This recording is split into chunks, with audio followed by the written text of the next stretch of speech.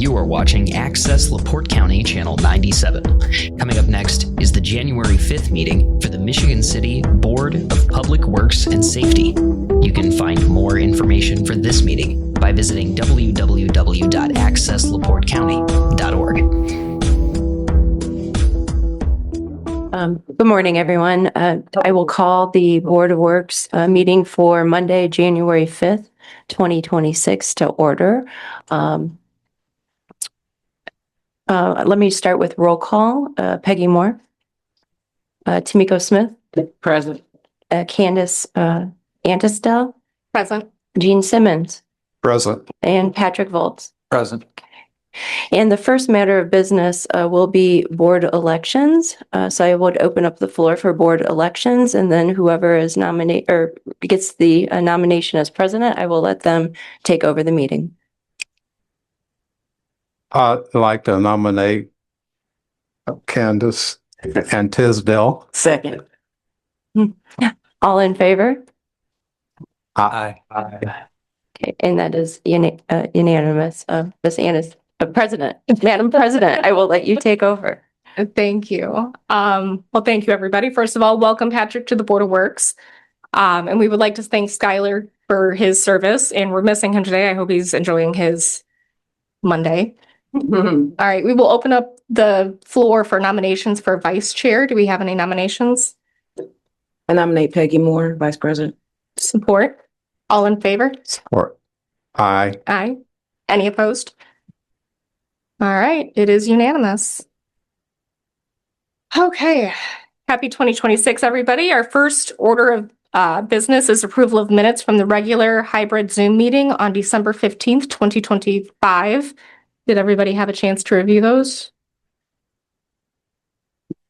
Motion to approve. Support. All in favor, say aye. Aye. Any opposed? Thank you. All right. Our next order of business is the purchase of property. The Michigan City Parks Department is requesting the purchase of parcel 13 from Lakeside Cottages for the Singing Sands Trail. And I see we have somebody from the Parks Department here. Good morning, Shannon Eason, Park Superintendent. Good morning. Would you like to tell us about this project? Sure. So we need to purchase a total of 37 parcels to complete Phase 3, the Singing Sands Trail, including this parcel today. If you approve it, that would put us at 14 that have been purchased and 23 to go. This is actually a permanent easement along Victory Street. It's less than 4/10 of an acre, and the price is $2,500. Thank you. Does anyone have questions for Ms. Eason? No? All right, I will open this up for public comment. Is there any public comment on this item?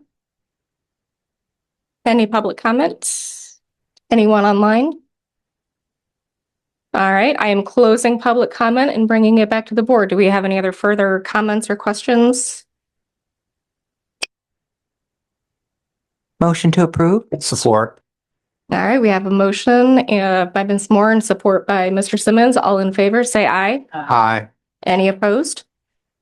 All right, motion passes. Thank you. Thank you. All right, our next order of business is a contract. It's an approval of contract between the City of Michigan City and Midwestern Electric LLC to serve as the transportation and traffic management contractor to the city. Ms. LePage? Yes, so again, this is exactly what it says. What we would be doing is we have attached here as Exhibit B, a traffic signal inventory that Midwestern Electric would be doing maintenance and inspection on throughout the year. The total cost for the routine and preventative maintenance would be $88,770 a year. And then if there's extra special work, the contract would provide for that at an hourly rate. Mr. Warren, I don't know if you have anything else that you would like to share with that, but I did review the contract and it looks appropriate to me. Yeah, Tim Warner, city engineer. Yeah, the contract is pretty much the same as it's been the last couple of years. One thing that changed in this contract is it's a little less cost just because we removed 2 signals from our inventory. In 2023, late 2023, the city had some roadway swaps with the county, and Kiefer Road was one of those swaps. So there were 2 signals that we paid for maintenance on at Ohio Street and Cleveland. Those are now county streets signals, so have those removed from this contract. Does anybody have any questions for Mr. Warner or Ms. LePage?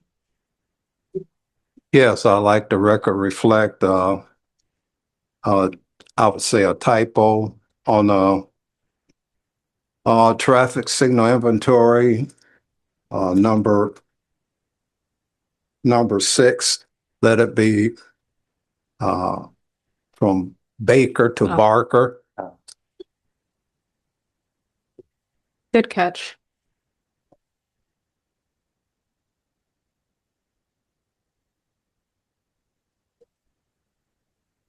All right, any other questions or comments from the board? If not, I will open it up for public comment. Is there any public comment on this item? Good morning, board. Scott Mellon, 200 Come to Place. Happy 2026. I think I'm officially the first public comment of the year. We are not surprised. Hey, the devil you know. I'm sure this is a good contract if Mr. Engineer Warner has signed off on it. My question would be, if we have a consultant for signaling, is there anything we can do to facilitate some of the timings of signals we control? For instance, on, I believe, Franklin Street, north of 20 is ours, if I'm not mistaken. That light at St. John's is just a booger. And I know it's a personal favorite of others in the room. So I'm just wondering if this consultancy has anything to do with facilitating traffic flow with our signaling. Thank you.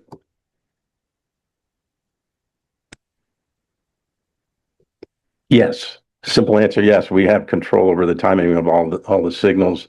Our controllers are quite antiquated. So to keep the timing going accurately, this is one of the things that they do. Ripley is another one that really bothers me by the church. You're sitting there in Franklin forever, even if there's no call. Since that street's a brick street, it doesn't have the in-pavement detectors, so it uses an infrared detector. Well, those things kind of can be wacky just depending on the temperature. So I've been talking with Midwestern Electric to see if there's some kind of system that can be improved there, possibly just using a camera instead of these infrared beam detectors. So, but I'm working on that all the time. I see something amiss and they go out and take it. Right now, the left turn movement at Petinia Parkway going towards the west by Ames Field, that gets a call on it all the time, whether there's a car there or not. So I'm trying to get that fixed. And they said it looks like it's correct in the controller, but it's just not registering right. So there may be some kind of linkage problem. So that's something they're going to be looking at here this month. But there's other things like that. And if any residents see anything like that, let me know. Let the engineer know so we can get that taken care of, because these things work fine, and then they don't. So as soon as they don't, we need to know. Thank you. There is a public comment on that. All right. Oh, yes. Yeah, this is Tommy Kolovic from 1316 Ohio Street. The signal that's really bad is right there by City Hall. It's right there at US 12 and Michigan Boulevard. Like if you're going northbound, sometimes like in the evening, like on Wednesday, I was coming to a park board meeting. We had to sit there and wait 6 minutes in line with everybody for the light to change. And everybody on social media is complaining about that. And there's a website called NDOT for you. I filed a report with NDOT. So hopefully they're working on that. There's a lot of others in the city that are bad like that. So hopefully they'll get that all worked out. So that's just my comment on that. Thank you. Mute me out.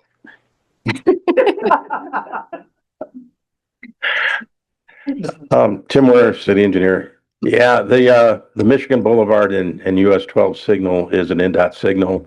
I've talked with the traffic division at NDOT. They got back to me just before Christmas, and I've been out for a couple of weeks, but there's only one loop detector for that approach. They're going to add 2 more loop detectors there, so it picks up vehicles more readily, and they'll have that corrected. I know we've had many comments. Amber even said she sat there for a long time. The current loop detector is about 4 or 5 feet behind the stop bar. A lot of people, since they're trying to look for traffic, pull way ahead. So they hit the one loop and then they get past it and the signal controller thinks that there's nobody there waiting. So once I heard that from them, I make sure that I stop right on top of the loop detector. But once they add these other 2 loops, there'll be one probably in front of the current one and one behind. It'll be much more functional. And that should happen next month. Well, this month, now we're in January. Okay. Thank you. Are there any other public comments? Any other public comments? Anyone online? All right, I'm closing public comment. We have one more correction. On the traffic signal inventory under county maintenance responsibility removed. It's just a typo again, Kiefer Road at Ohio. Yes. All right. And do we have any other board comments or questions, or is there a motion? Well, I would hope that they would start out the year checking all the cycles on all the lights. And that we are addressing 1 or 2. Yeah, they do that every month. That's their monthly requirement that they Great. check all the functioning of each signal. And then I get a listing of when they did each one. So I have the date of when it was inspected and I can tell people, oh, on the 14th, they hadn't inspected it yet. And the 17th it was done. So it should be worked. So that kind of information I get from them every month. Thank you. Do you have a motion? Motion to approve. Support. All those in favor say aye. Aye. Any opposed? All right. Our next order of business is a contract. We have an approval of an addendum for the existing 2026 agreement between the City of Michigan City and Global Engineering for the reduction of the street contract development. The original contracted amount for the services was $225,000. And it is getting bumped down to $160,000, a $65,000 reduction. Is there anyone here to speak to that? Ms. LePage? Madam President, so the reasoning behind that is, unfortunately, we were not awarded the CCMG for 2026. So those services and the administration and oversight of that project have been removed from the contract for 2026. But obviously going forward for 2027, it is our intention to submit an application then. Thank you very much. Do we have any questions or comments from the board? None? All right, I will open this up for public comment. Does anybody here have a public comment on this item? Any public comment? Any comments online? All right, I am closing public comment. Are there any other board comments or questions? Motion to approve. Support. All those in favor say aye. Aye. Any opposed? All right. Our next order of business is a sponsorship contract. The Michigan City Special Events Department is requesting the approval for the following event sponsorship contracts for the 2026 event season. Premier sponsorship from LaPorte County Convention and Visitors Bureau in the amount of $20,000 and a gold sponsorship from NIPSCO in the amount of $10,000. Good morning, Board. Eric Williams, Michigan City Special Events. Both of these sponsorships, the premier sponsorship with the Convention and Visitors Bureau for $20,000 and NIPSCO for $10,000 are return sponsorships from previous years. Once these are approved, this will put us to $50,000 of our $100,000 goal. And I'd be happy to answer any questions you guys may have. Are there any questions or comments for Mr. Williams? Eric, how many events this year for 26? 11? I think 11, a lot.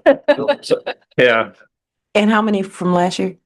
Are you talking in terms of the number of sponsors? No, I just mean total events.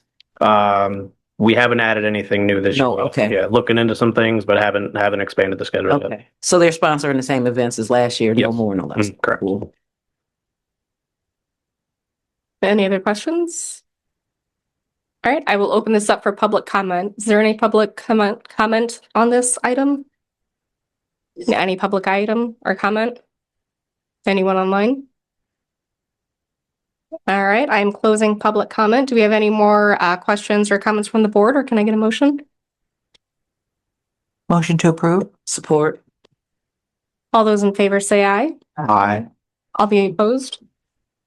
All right, thank you very much and congratulations again.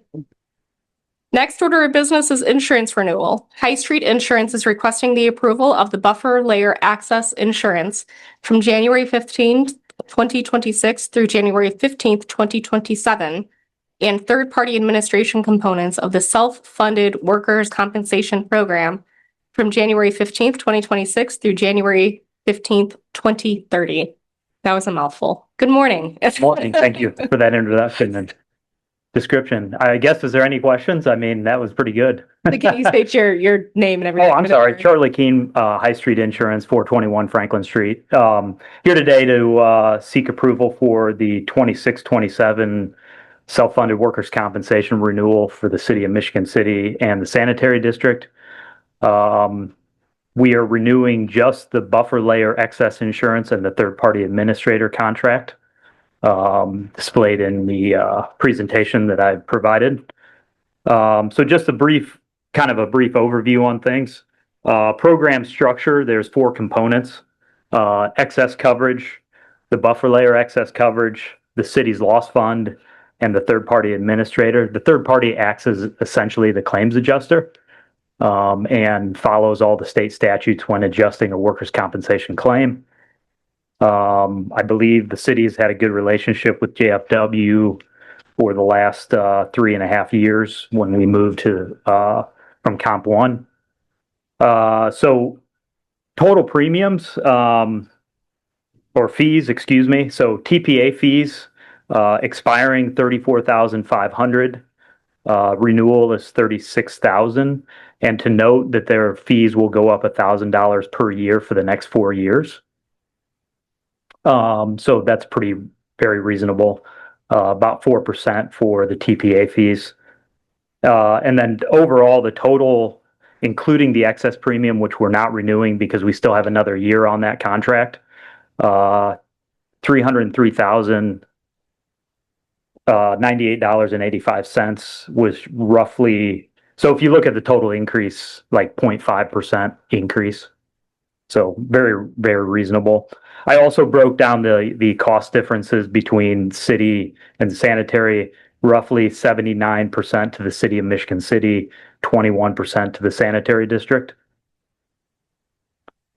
And then recommendations is that we recommend that the sanitary district fund the loss fund to $400,000. I'm sorry, the city of Michigan City to fund the loss fund to $400,000 and the sanitary district $200,000. So this would be the amount that we pay for workers' compensation claims that the city pays. Are there any questions? It's a hard concept to explain in a public meeting, so. Right. We'll open it up for board questions and comments. Overall, just a point of note, the city's been self-funded for a long time and it's been very successful and has saved a lot of money over the years. Yeah. I know that's kind of not a very technical statement, but it is true. So. Sorry. The only question, can you kind of sort of explain the buffer layer? What Sure. that's covering? So primary excess policy basically brings down the retention or the city's exposure, what the city has to pay on a claim. It brings it down to $600,000, and then the buffer layer brings it down even further to $300,000. So they're kind of another excess policy. So it's kind of a deductible buy down, if you will. Good question. Very good question. Are there any other questions? Any comments? All right, I will open this up for public comment. Is there any public comment about this item?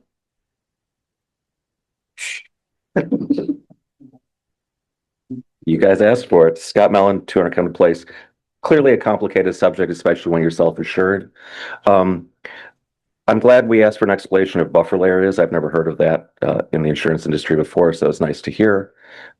Is the $600,000, the 400 from the city and 200 from the sanitary, is that like a fund for our deductibles? Is that Essentially. so we want them to fund the first layer, if you will, I guess, of claims, because we're still self-insured. It's very, as you know, this is very confusing for all of us. I mean, you do this, so he really does it. But this is good. The city is saving money through our self-insurance for workers' comp. And that's the end of this. That's the bottom line of this, correct? Yes. Okay, and the $600,000 is equivalent to what we've done in the past for this? Yes. Same thing? So it's same. So it's same, and it's something the city needs to do. I really appreciate the clarification. Thank you. Thank you. Oh, and I meant to say, congratulations, Madam President. Thank you. Right, any other public comments or questions on this item? Anyone online? All right, I'm closing public comment. Do we have any other board questions or comments? Yes, this is true. The city have been insured as far as this goes since I was on the department. So, I've been gone 20-some years. Now, is this the final draft? Because I see Skylar is the contact person. Is this going to be changed to Mrs. Tisdale? I can send Yes. send a revised one over to Isabel. Yeah, I was gonna say Yeah. either that or I can put it in as well. Good catch. I didn't know what the election outcome was going to be. So congratulations. Congrats. All right, do we have a motion? Motion to approve. Support. All in favor, say aye. Aye. Any opposed? Oh, all right, thank you. Mr. Thank you. All right, our next order of business is a road closure for a special event. Race the Region is requesting a road closure on 10th Street between Wabash and Manhattan Street, directly in front of Marquette High School on March 21st, 2026 at 9 a.m. for their annual Lucky Charms 5K start and finish area. Do we have anyone here to speak about that? Is she online?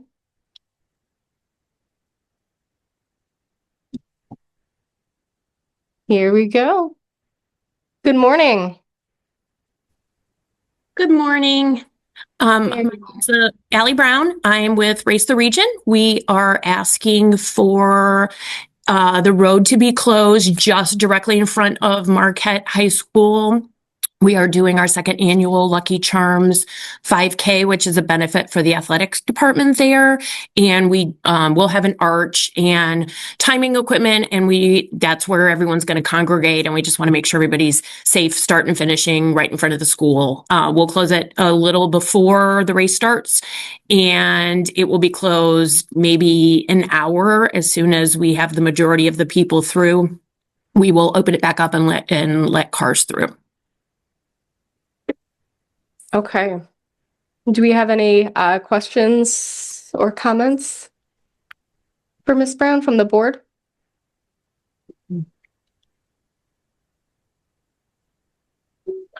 We are waiting on their certificate of insurance, but she is aware of it. And she's working on it. I think with just the holidays, it's just taking a little bit longer. It has been applied for already. I'm just waiting for the new certificate with the adjustments that you requested, Isabel, and it will be coming to me, and I've also CC'd, so it should be coming directly to you as well. Thank you. Is this the first time you guys have held this event? No, this is the second annual. We did it last year also. No problems that we were made aware of. Perfect. Captain Jesse, did you have a chance to review this? Yes, ma'am. We did it last year. That's the only road closure is right in front of the school. For the 5K part of it, it was basically roving roadblocks. So whenever the group was coming through, we'd block some traffic on some of the key streets, but otherwise traffic was still allowed to flow for the rest of the route. Okay. Thank you. Do you have any other board questions or comments? No? I'll open this up for public comment. Do we have public comment? Good morning, Scott Mellon again. We all support this, of course. The only question is, it's been brought up in the past by other members of the public. Is there a fee for the city to close the street to account for the manpower and just everything, the overhead? Others have pointed out in the past that we're giving away the store when we need to raise revenue. I would suggest that if we don't have a nominal fee, and it shouldn't even be that nominal. I mean, closing the street's a fairly big deal, even if it's a small closure in front of the school. I mean, there should be an application fee of at least $250 or something. And I'm sure a nonprofit would ask for that to be waived, which I would say we shouldn't do either. But is there a fee? And if there's not, there probably should be. We should consider having a fee for road closures to account for the city services involved therein. Thank you. Thank you. Do we have any other public comment? Any public comment? Anyone online?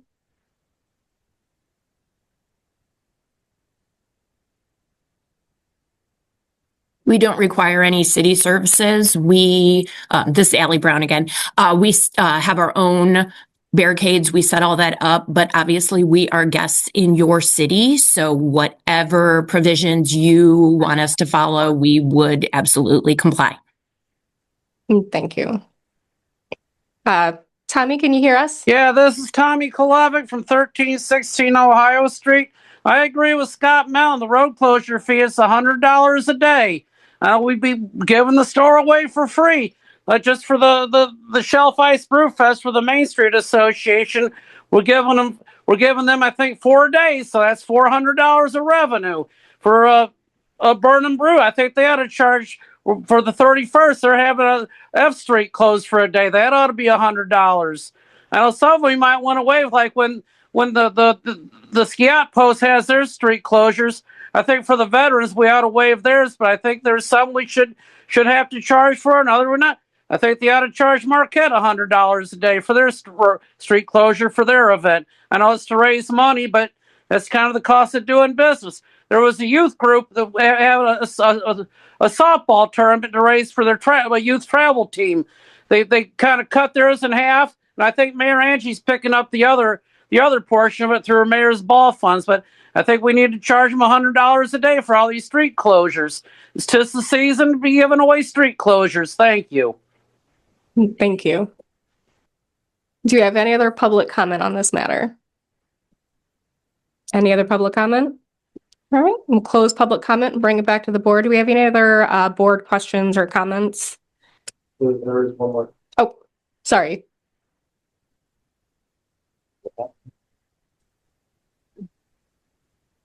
Mr. Graff, can you hear us?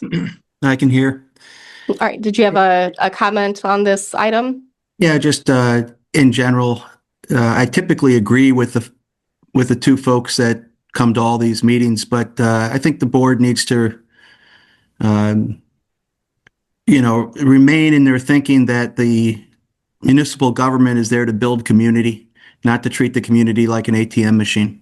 So any opportunities that you get to make revenue that's legitimate, I completely understand. But when you're doing things to foster community like this and you start putting fees on and then you start arbitrarily discounting one because it's a not-for-profit and charging more for another, it goes the wrong direction. I think we should be getting away from, as many fees as possible to so that the community doesn't have a frictional relationship with the municipal government.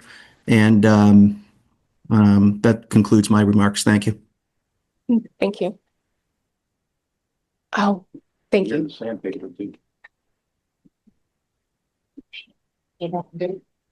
Mr. Graff, I'm sorry. Can you please list your name and address for the record? I missed you. I'm sorry. Warner Graff, 117 Boyd Circle, Michigan City. Thank you. All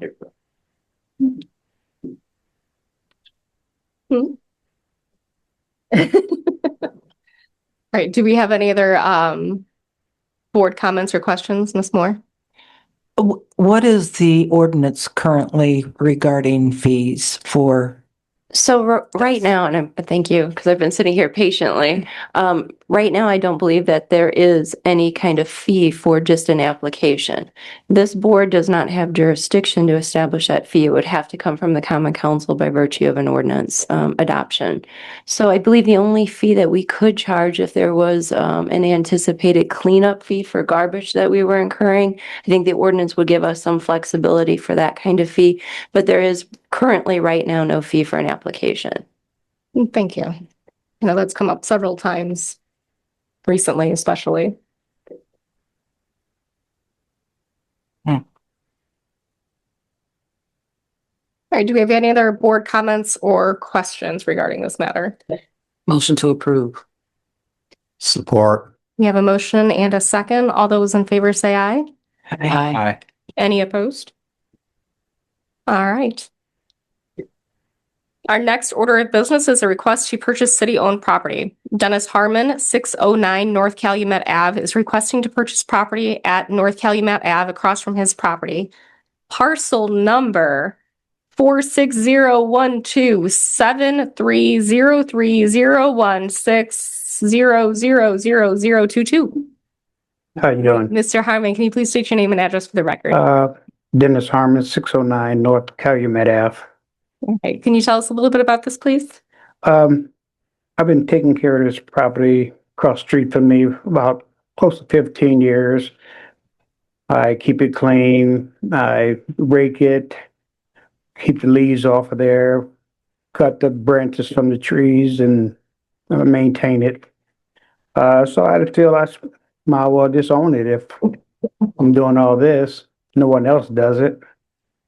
And basically, I just might well get the property if I can. All right, thank you. I'm going to bring up Ms. Vache from our Director of Public Works to speak about this. She's right behind you. You can stay right there. Okay, thank you so much. Happy New Year. Thank you so much for coming to the board, and we would be happy to meet with you individually as we do other requests for public property to talk a little bit more about your interest and look at the location, and then be able to make a formal recommendation to the board. Okay. And I can give you my card. Okay. Excellent. Thank you so much. Thank you. Okay, do we have any board questions or comments about this? Any board questions or comments? All right, I will open this up for public comment. Do we have anybody from the public who wishes to speak about this? Scott Melland, 2 Arcado Place. I hope we endorse this. This is clearly a good neighbor who's been taking care of the lot. The lot has been vacant for decades. It serves no purpose at this point as far as tax revenue, since the city of Michigan City owns it. It's not raising any revenue. The only question is fair market value and how it's priced. But others have spoken in public before about how residents of Michigan City are unable to get in line to buy pieces of Michigan City. I think this is an example showing that, in fact, people who live in Michigan City can buy parcels in Michigan City. I'd like to show them that we can. Hopefully something could be worked out. But this seems like a good thing. From a city perspective, our goal probably would be new construction, that a new home be built on this lot. And often in U.S. history, when we had land grants and stuff like that, you couldn't just claim the land. You had to have a plan to develop the land. So I think part of this would be, what is the man's goal for the property? I like vacant lots personally. If I were him, I'd probably just keep it vacant myself. But from the city's perspective, we probably would like to see it developed. I think that's a competing demand here. So I want us to support it, but we have to do what's best for the city at the same time. But it's sitting vacant for another 2 decades, serves nobody's purposes. Thank you. Thank you. Do we have any other public comments? Yeah, this is Tommy Kolavic from 1316 Ohio Street again. I think you gotta let the man go ahead and buy the property. I don't think government should have to own any more property than what it has to. I don't think there's anything like gas or sewer, water, utility lines under that. It's just a vacant lot. I think I remember 6 years ago, there was a church group from Lake Station, the one to come, and they asked to have wanted to have a tent revival on that lot.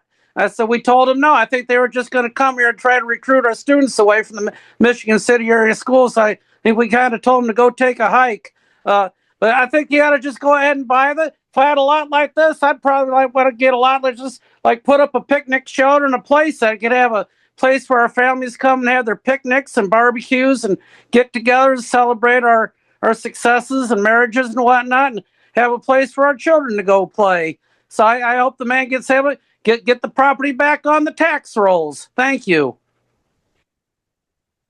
Thank you. Any more public comment? Any more public comment going once?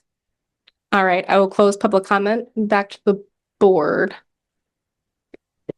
Just real quick, Madam President, just so everybody is aware, when we get these requests to purchase city-owned property, just the procedure, just to refresh everybody. First, we go to planning because obviously they were going to have a great say in it. If planning approves it, then it goes to the rest of the city departments for feedback. The next step in the analysis is we have to apply what Indiana law is for the disposition of real estate. And more often than not, when we have vacant lots, there's a provision under the statute that if the assessed value is under a $15,000 threshold, then we can offer it to the adjacent neighbors. So my guess is that's probably what's going to happen in this situation. But if it is over a certain threshold, then we have to go to the council and say, Mother, may I do this? And then it has to go out for public bid. So there's some care that goes into this analysis. But Madam President, I would just recommend that at this point, we refer it to Planning Department and Legal Department at this time. Thank you. All right, we answered one question. Did you still have a comment, Ms. Moore? Motion to move it to the Planning and Legal Department for follow-up. Second. All right, we have a motion and a second. All those in favor say aye. Aye. Any opposed? All right, we will refer this to the planning department and then they will be getting back in touch with you. I saw you and Ms. Vache touch bases back there a second ago. All right, thank you. All right, our next order of business is the claims docket. Has everyone had a chance to review this? Do we have any questions or comments?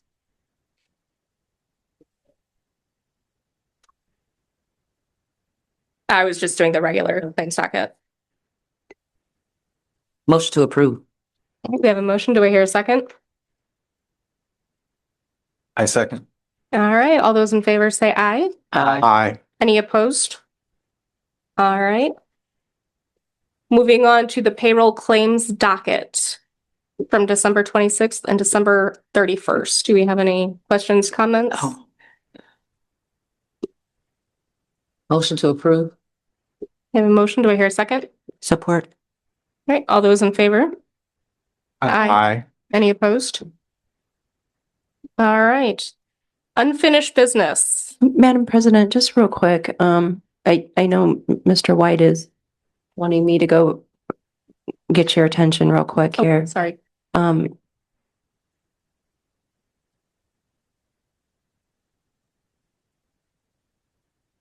The representative from Marquette was trying to get our attention, and what I believe might have happened, there was question regarding the echo in my earbuds. I think there was question whether the street closure was actually approved, because the conversation had been turned to whether a street closure should be charged anything. And I don't think that there was ever actually a motion to approve said Did we make a motion? closure. Yeah, Tamiko made the motion and it was seconded by Jean, Mr. To Smith. approve the closure? Okay, very Yep. good. Right, Thank you. 5-0. Okay. So Councilman Don Prespolinski is requesting to have an update on the cleanup of the CSX railroad ties along Arthur Street and the repairs of the CSX railroad crossing at Buffalo Street. I know we received an email from Mr. Warner that he had sent out to CSX. Do we have any updates or have you heard anything? All the holiday fun. I've had no response from CSX to this submittal as of this date.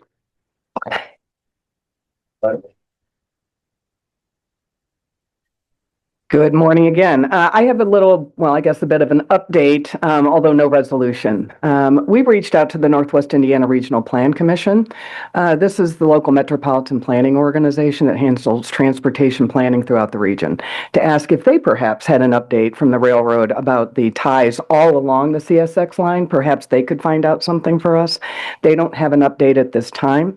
The point of contact at NERC did give us, me, a new point of contact at CSX Railroad relative to public affairs. And so I have reached out to that individual to see if maybe I can get some additional attention. If you'll recall, before I had reached out to the engineering department and we were able to resolve one of the other crossings. Finally, let me say that it is a low volume crossing. It doesn't mean it's not important. So we are exhausting all of our possibilities with the railroad, and should we not get anywhere in short order, we'll see what else we might be able to do. So that is my update at this time. Hopefully we'll get something in 2026. Much appreciated.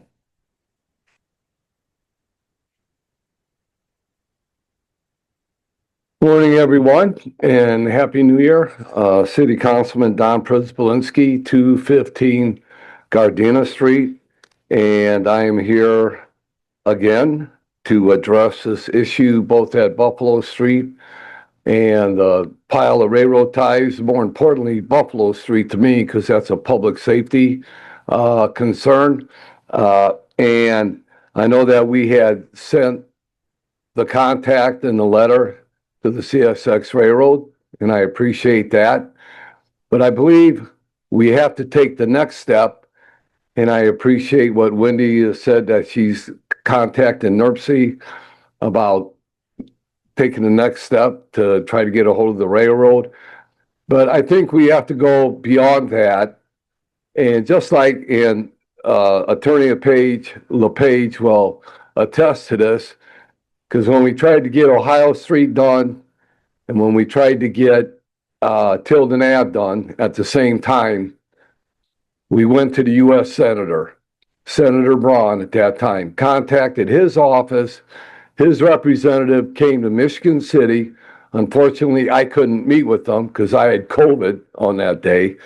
But he came to Michigan City, and I don't know exactly who he met with, but they went, they looked at the crossings, and within a short amount of time, the CSX Railroad was responding back to Michigan City and gave a date of when these crossings were going to be repaired. If you remember, that was under Mayor Perry's administration, and Tilden Ave, they had to put concrete barricades on Tilden Ave and shut it down because of the crossing was so bad. So what I'm here for here this morning is to take the next step, and probably the most important step in this process, is to contact U.S. Senator Todd Young's office, send a letter to him, and let's get the ball rolling and stop messing around with the lower level people. If they don't want to respond, then take it to the U.S. Senator, because the U.S. Senate and the U.S. Senators are the ones that approve the funding for the railroads. It's not the U.S. Congress, so you have to go to the U.S. Senate to get things done. So what I am asking the board to do is to direct the city administration, whoever that may be, to write the letter, to make the phone call, to contact the U.S. Senator, and then to give all of us a copy of when that contact was made and the letter that was written to the U.S. Senator to move forward with this project. Because to me, we're just kicking the can down the road by going this level, this level, this level. Let's take it to the top and get it over with. Thank you very much. Thank you. Madam President, I'm going to work with the mayor in trying to reach the senator at this point. Obviously, trying to go through the lower level means isn't working. Thank you. So I'll take that on with the mayor's office. Fabulous. Would you like us to table this maybe until our second meeting in February? Give you a chance to work on that? Or just do the first meeting. First That would be fine. Yes. Okay. Do I hear a motion to that effect?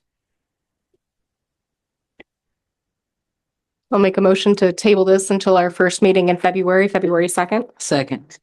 All those in favor say aye. Aye. Any opposed? All right. And thank you, Mr. Prespolinski. February 2nd. All right, we have updates now from the Parks Department. Is anybody here from the Parks Department? No, I know they like to update us right before the season kicks off, so they're probably back there planning right now. In the meantime, we'll have an update from our Special Events Department. I see Mr. Williams coming down.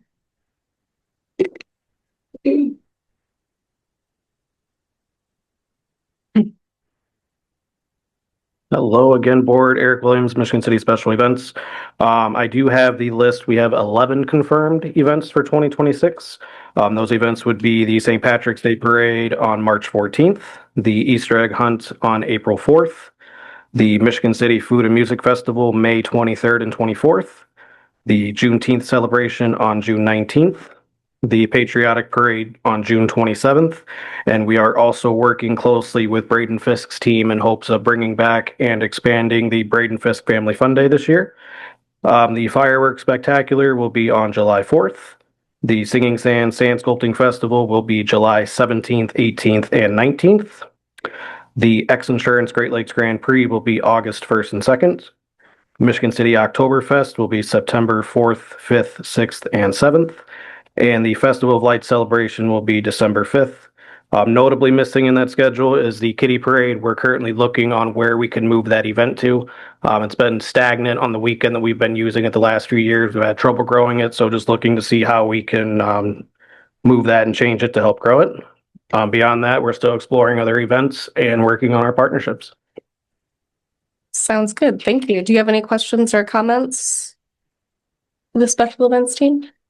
I think you guys do an amazing job, and it's so much fun to see what happens in our city and bringing in all the people. And I, for one, am very proud to say we have a St. Patrick's Day parade. We have et cetera, et cetera. I like that. Thank you. I appreciate it. Thank you very much. Thank you. All right, we will open this up for public comment. Do we have any public comments today? We're at public comment. Yeah. We're at public comment. We're at the end. It's your time to shine. Yeah, this is, oh, sorry, Drew. Go ahead. Go on, Tommy. Go on, Tommy. Oh, this is Tommy Kolavic from 1316 Ohio Street.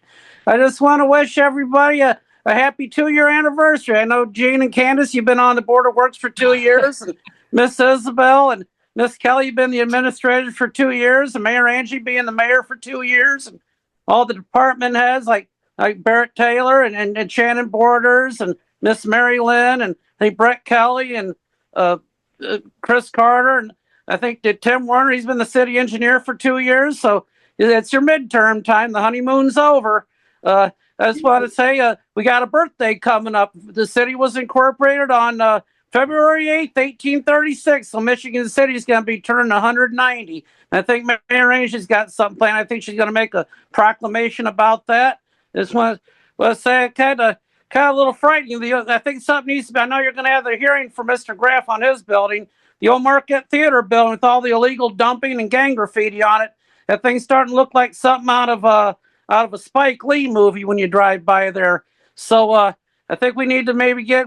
I think it was just recently sold. I think it was sold to an LLC based out of Santa Monica, California. So I don't know what their site plan is with that, but I think that's the one we need to put an order to demolish on. And let Mr. Graff work on his building and get it all. I think we'll wish him all luck, and y'all keep up the good work, and welcome to Mr. Volz. I think you're going to do a great job on the Board of Works. I know you know a lot about the inner workings of the city, and I'm kind of jealous as you get to come in every 2 months. You and Jean sit up there surrounded by those 5 beautiful women all the time. So I just want to say, have a happy New Year, everyone. Thank you, Tommy. Like when I compliment people, I get in trouble. Tommy just has a way. Scott Mellon to our camera place. I want to go back 2 weeks to, I think, the last Board of Works meeting where I think it was Dave Ambers from planning. Is that he's planning? building department. I wanted to congratulate him and his team on the number of permits they expedited and got through. I've been a critic of that department in the past, and I wanted to back up a little bit and recognize the improvement in that department, specifically with Dave and Sue and everybody else that has been working hard to clear that. 2,300 permits is in fact a lot of permits, and some of those are pretty complicated. I'll maintain the good fight of it. We should still simplify things for basic home maintenance, things for primary residents. That's a fight we'll continue, but I wanted to correct the record or update the record as that. I also wanted to throw out a big kudos. They don't get nearly enough appreciation, but our streets department and vector control, who absolutely got hammered by weather this season during leaf pickup. As we all know, the leaves were still in the trees as of Thanksgiving. And I think within a couple days of Thanksgiving, we had a massive 10-inch snow. And as we all know, the cold came and has stayed, minus a couple days of breaks. And so the streets department is getting nothing but harassment for not picking up the leaves when they had to convert to snow removal, then try to convert back to leaf pickup only to get another 10-inch snow. And then when we did get that warm up last week, when they were picking up leaves and they got them from my block, and I thank them very much, it snowed again. So I want to throw out kudos to all the men and women of all the departments that have been helping keep the city clear of both snow and leaves. All they get is grief, and I think they've done a fantastic job. I hesitate on this one a little bit because I'm trying to create allies, not enemies. But at the federal level, we're blowing ships out of the water, probably illegally. We're invading countries, probably illegally. Millions of people just either lost or found incredible price increases for their health insurance. And I don't think a pile of timber on railroad-owned land that is part of a national program that they're probably going to pick up their tithes when they feel like they're going to pick up their tithes as part of a national program. With all that on the federal plate, I don't think us squawking about a pile of timbers is really a worthwhile anybody's time and energy. And I, for one, wish we would drop it. I appreciate that we care about our city, that we care that we feel like we're being dumped on, but this is not anything unique to Michigan City. As our Ms. Vacher has said, the federal railroads are very difficult. Well, she hasn't said this. They're very difficult to work with. And they're on a national level. And when they retie, they've got a plan when they're going to pick it up. It might be 2 years later, but that is federal. That's their land that is under federal control.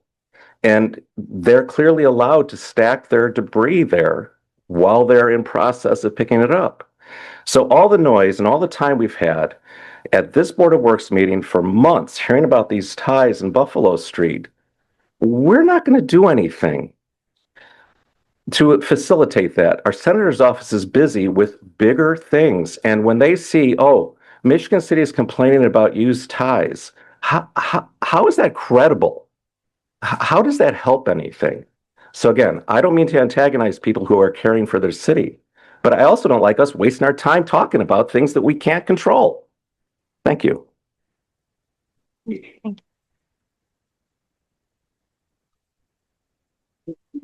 Morning, board members. Don Perbolinski, City Councilman at Large, 215 Gardena Street, representing all the citizens that live in Michigan City, depending on what neighborhood you may live in.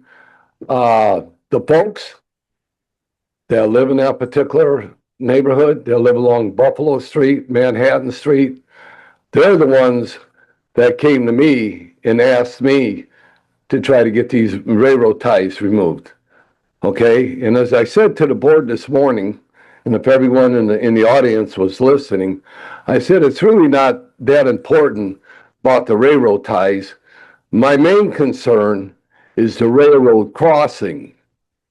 Now, I don't know if Mr. Medlin has ever taken the time, if Mr. Mellon has ever taken the time to go look at the railroad crossing that I've been talking about, and the railroad crossing that the city engineer has taken a look at, and Skylar York, our city planner or whatever position he may hold now, but there are unsafe, and tell me if I'm wrong, if there are huge spaces where people can walk in along the rail, they can be riding a bike along the rail, get their tires stuck in there, they can break an ankle, you have children walking up and across the crossing, they can step in these wide gaps and they can hurt themselves. And to me, public safety is the number one thing here. And that's why I come to the Board of Public Works and Safety. And that's why I'm here discussing that in front of this board. It's not a waste of time to me, and hopefully I think it's not a waste of time to the board members. Now, this gentleman here may think it's a waste of time, but he doesn't live there. He doesn't use that crossing on a day in and day out basis. So, what I'm in my job that I had at US Steel for 36 years, the number one thing was safety and how to prevent people from getting hurt and how to prevent people from having accidents. So I still live with that attitude, and my main concern is the folks that live in that neighborhood, especially because they're the ones that are going to be using that crossing. We definitely appreciate that. Pardon? I said we appreciate that. Thank you. Yeah. Okay. Well, I just wanted to get up here and explain my concern, and I don't want to come here and I don't feel it's a waste of time, but to come here and talk about this issue every 2 weeks, I get tired of it too. But I also look back, what's the next step we got to take to get this done? Now, what's going on a national level, that's up to the U.S. Senator, but he also has to represent citizens that live in his district. And I'm sure if we take this to him, he'll be kind enough and professional enough to help these citizens, to help Michigan City, and to get this corrected. Thank you. Thank you. Any other public comment? Any comments online? All right, I'm closing public comment now. Our next order of business is a public hearing. We have a public hearing on the demolition order in progress of 1605 Franklin Street. Ms. LePage, do you want me to turn it over to you? Sure, that's fine. So just get my notes in front of me. Back on August 18th of 2025, the Board of Works affirmed the Michigan City Planning and Inspections Department's order to demolish 1605 Franklin Street. However, stayed that order pending the status hearing today and submission of various progress reports and relevant documents. So I believe Mr. Graff is present here via Zoom. And I'm assuming Ms. Vacher is going to be assisting the planning department. So if anyone is going to provide testimony here today, can you please come down to the front of the room and I will swear you in as a witness. Mr. Graff, do you have any other witnesses that are planning on testifying here today besides yourself? I'm trying to, can you hear me? Yes. Okay, great. The project manager of the new demolition company that we contracted with several weeks ago is online, I believe, Chad. I don't know who else from his office is online, but I'll ask him to clarify and confirm. Yeah, I'm here, Chad Woolery with Green City Demolition, and Dan Thomas, the president of Green City Demolition, is also on the meeting here with me. Okay. And for purposes of this hearing, would you mind turning on your video as well? Sure. Thank you so much. And I think I may have to promote them. to turn on the video? Is that on me or does someone need to release that? Just 1 second, please. Sure.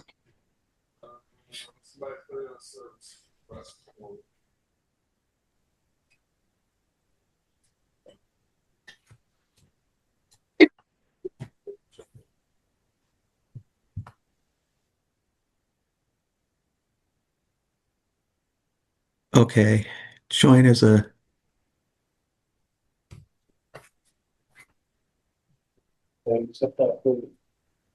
Okay, and while you're letting him in, just I'll explain the procedures for today. Since the city is the petitioner in this matter, I will let the city proceed first in providing any relevant information regarding this hearing today. And then Mr. Graff, I'm sorry, Mr. Graff. I always want to say Mr. Warner, Mr. Graff. I'll let you proceed then as the respondent in this matter to provide any additional information in response to this board. So if anybody is willing to testify here as a witness, if you could please stand and raise your right hand. Do you solemnly swear and affirm under the pains and penalties of perjury that the testimony you're about to give will be the truth? Wendy Vache, Public Works Director. Yes. Okay. And then Mr. Woolery, Mr. Thomas, and Mr. Graff, can you raise your right hand as well? Do you solemnly swear and affirm under the pains and penalties of perjury that the testimony you're giving here today will be the truth? yes. I do. Thank you. Ms. Vache. Yes. Thank you so much. Again, Happy New Year and welcome to everyone. To give a brief update, I spoke with our entire team on Monday, the 29th of December. That includes myself, Tim Werner, Sue Downs, David Albers, and DeMarcus Briscoe regarding this property and the status. You may recall that we had a 100-day agreement with Mr. Warner on the building to comply and provide remedy. We are at day 102. So, in speaking with Ms. Downs, and actually Skylar York was also involved in these conversations, over the last couple of weeks, we've had a deep freeze and thaw, and there have been additional concerns about the building. And so I went over there on Saturday, took a look myself, and then went and met with Sue Downs and requested an update on the status of the permits for the structure. The bottom line is, while maybe well-intended, Mr. Graff has made no substantive progress on the 100-day compliance window. Yes, we do have a demo contractor on board, and I'm appreciative of that. I'm appreciative of Green City. They're definitely qualified. But we have spent countless man-hours in good faith trying to assist this process. We think the structure continues to suffer, and there doesn't appear to be anyone on board who can pull the actual permits to stabilize the building. I want to go back to stabilizing the building for public safety. Undefeated construction has not been on part of the project since October. I will let Mr. Graff confirm that. It appears that the structure continues to suffer. The only permit able to move forward at this time is indeed the interior demo permit, and that is Green City has applied, and we are ready to issue that permit. However, there is no permit for structural temporary bracing of the structure for safety or any of the other elements identified in the report entitled Structural Bracing Assessment Additions and Renovations from Wright and Associates that was prepared in August of 2025, which clearly states that the bracing must be done. I will read from the report. Bracing will be required for both public safety and overall success of the project. Implementation of temporary bracing as well as permanent modifications will be required to maintain stability during demolition and reconstruction activities.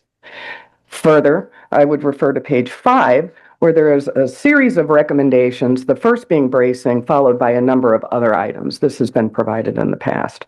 So while I do agree that there has been progress made on the interior demolition process, there has been no progress made on the exterior bracing, which is critical to keep the project safe. That is also why the sidewalk closure was requested and I believe passed by this board.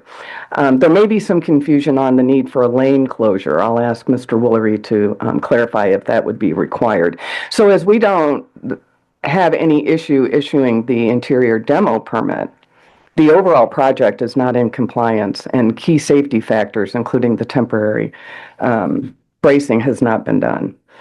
Nor do we see anybody on board to be able to conduct that. So, bottom line is the staff responds to Mr. Warner's request for an extension, and he did make a request. We cannot support a 100-day extension based on the lack of progress and deterioration of the building. We can accommodate an additional 45-day maximum extension, but the interior demo cannot continue until the temporary bracing has been addressed, and that will require Mr. Graff to get the appropriate contractor on board and get the permits and get that done. It's very clear in the report that that has to be done before any demo activities. Further, we will need to have a building contractor on board and successfully permit the interior work, including flooring and the endo structure, which is the interior bracing of the building. You've heard about that.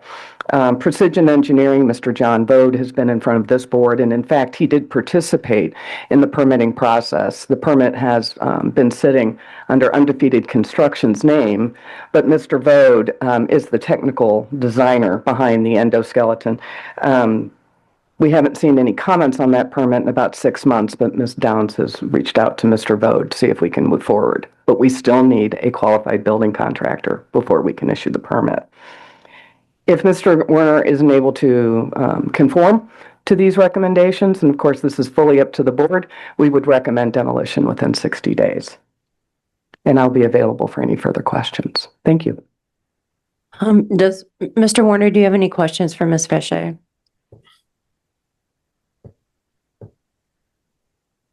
Mr. Graff. I'm sorry. I knew I was going to do it. Mr. Graff, do you have any questions for Ms. Fechet? Yes, look, I've been trying to work in good faith with the Board of Works and of course with the building department. You guys know the background on this. I'm somewhat surprised by Wendy's position here because it's a complete surprise to me. And I just don't think that should happen. I don't think it's in the spirit of how we've been working. Again, together. you can obviously present that to the board at the appropriate time, but do you have any questions for Ms. Fechet right now? Well, yeah, I'm getting to that, but the questions are pretty deep because it's a complete surprise to me. So I'm giving you context that this is the first that I'm hearing that the project is at risk. We had an email last week and she said. So again, do you have any, can you get to your questions? Is there a reason, Amber, that you're cutting me off on this matter? Can I speak, please? Because you will have your opportunity to speak, but right now it's the opportunity to just question Ms. Fechet as to what she presented. Yes, Ms. Fechet is using a report that I paid for that you guys didn't even enter into the finding of facts as far as I think. You passed the findings of facts without giving me a chance to comment on them. And now she's referencing a report which says that structural bracing would be required for success of the project. We know that. None of that is new.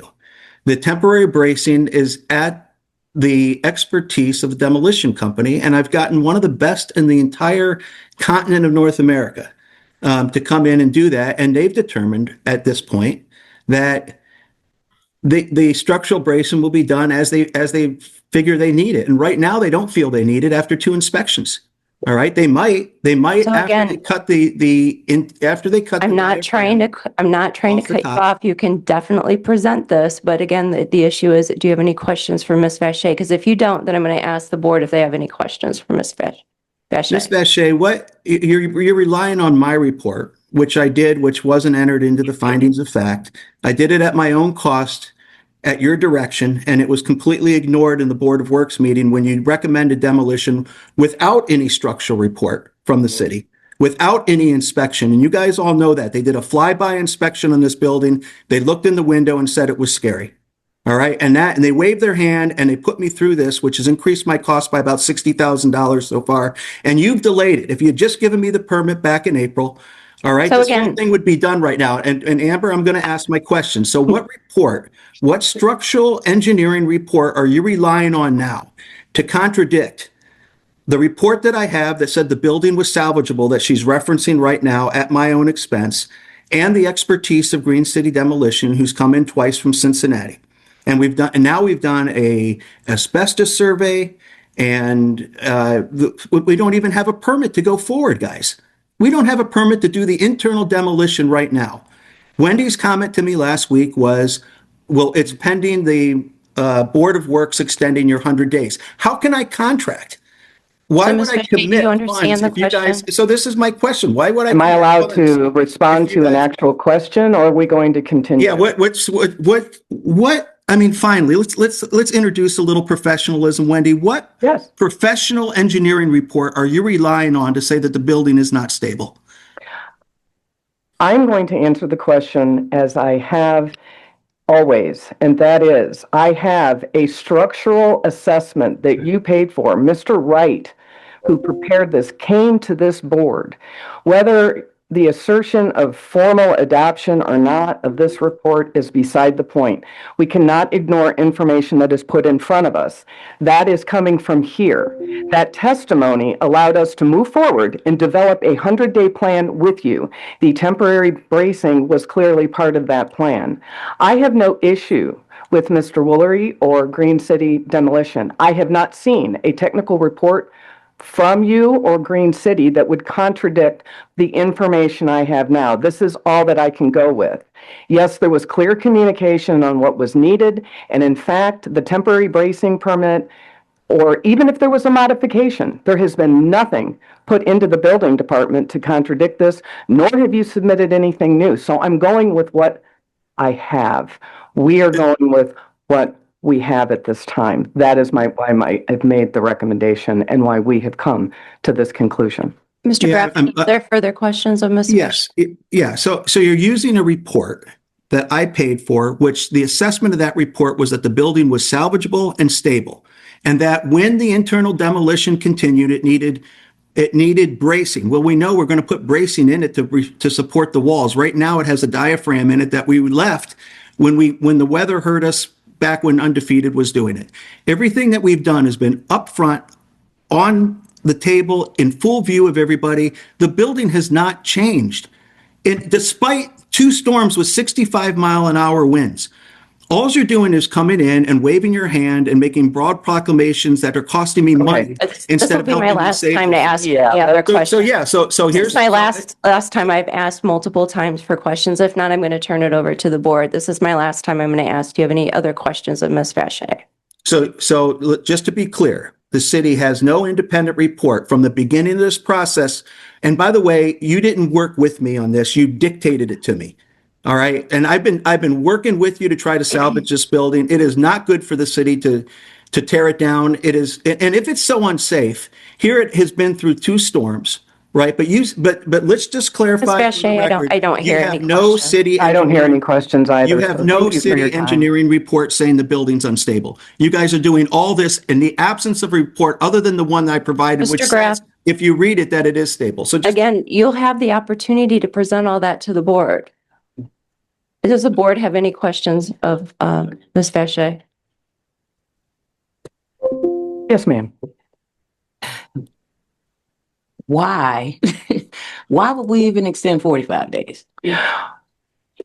Well, it is a good question. And in the essence of continuing to try to give Mr. Warner Graff the benefit of the doubt, we have spent countless man-hours trying to help provide a way, a path forward, explain the permitting process. Yes, Green City is ready to go. We could issue the permit to get the interior demo cleaned out. It was another way to continue to try to work with a member of the community. That's it, but it has stipulations. But clearly, those stipulations are not understood or agreed upon at this time.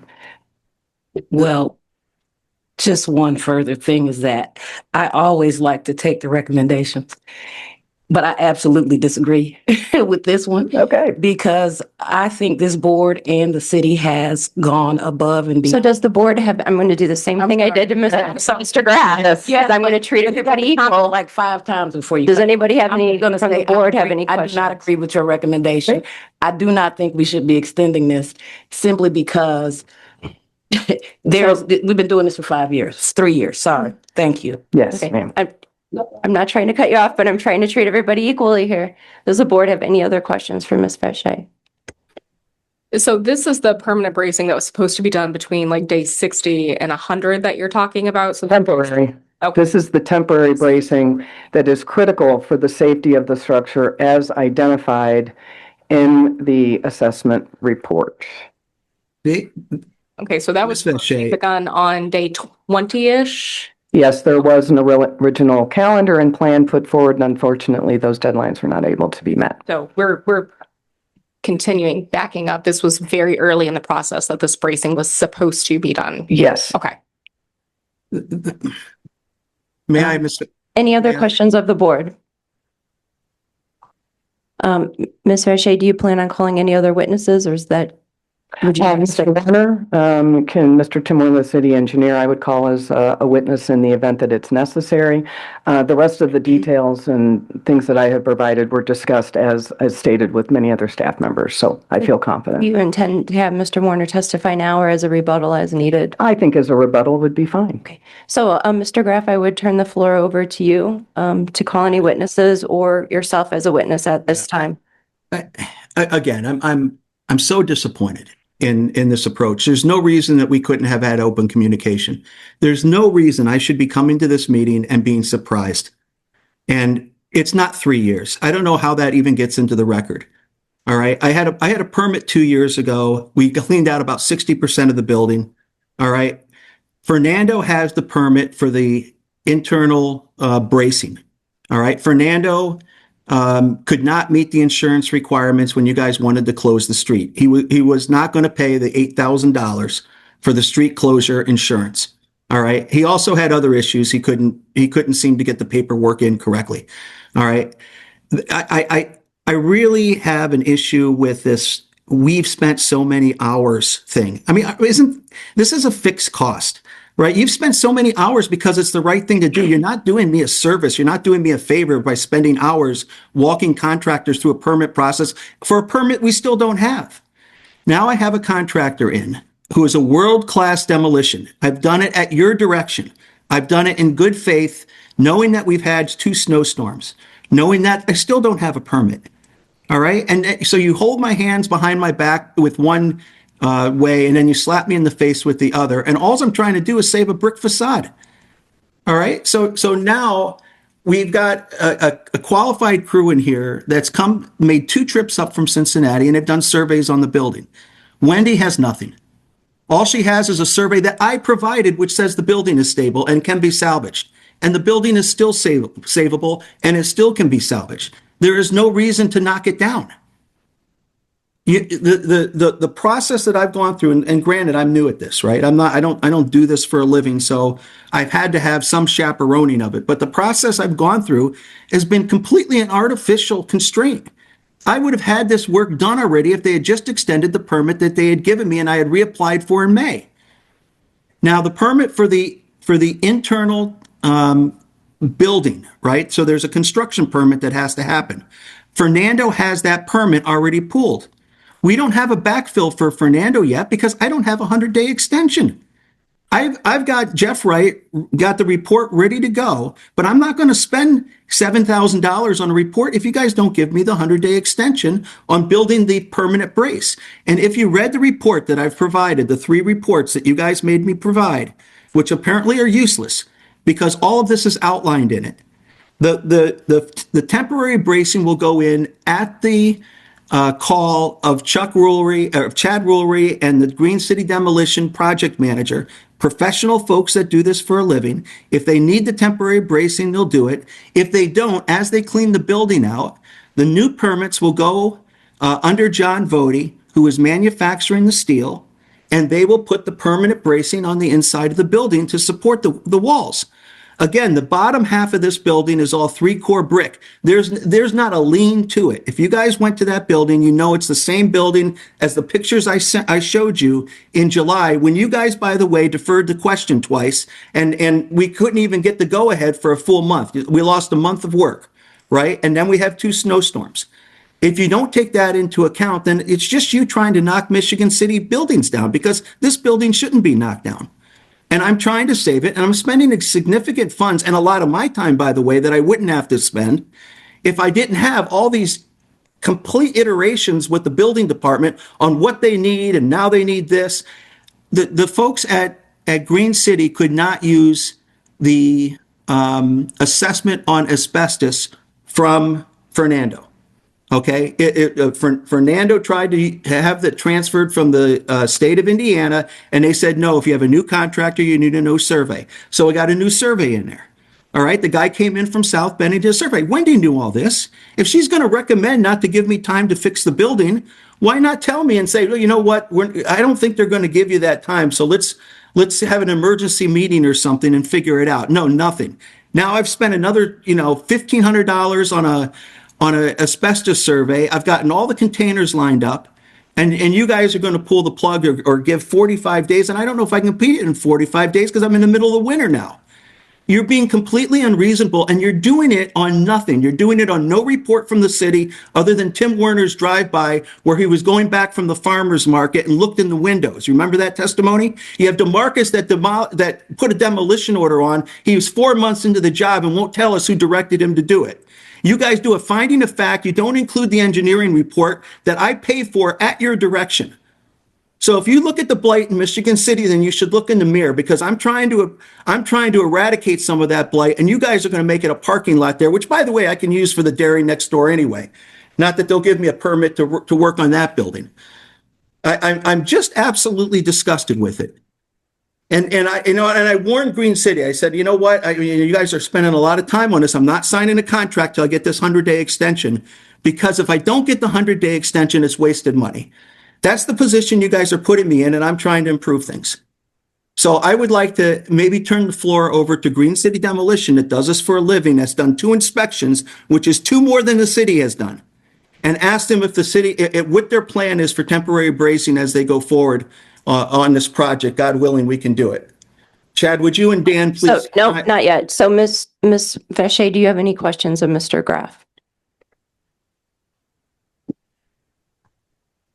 No. Okay. I think the record stands. Does the board have any questions for Mr. Graff? No. Okay. Mr. Graff, do you have any? Do